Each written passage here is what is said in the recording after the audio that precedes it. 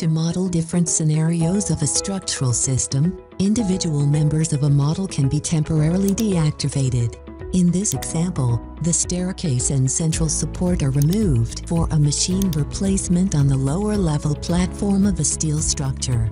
For this situation, a load combination is created to accurately consider the structural model in this state. All existing loads and load factors are to still be considered. Activate the Modify Stiffness tab in the calculation parameters. In addition to temporary adjustments of cross-sections, releases, and supports, this setting allows you to deactivate members that do not exist at the time of load application. The members can easily be selected with the assistance of user-defined visibilities.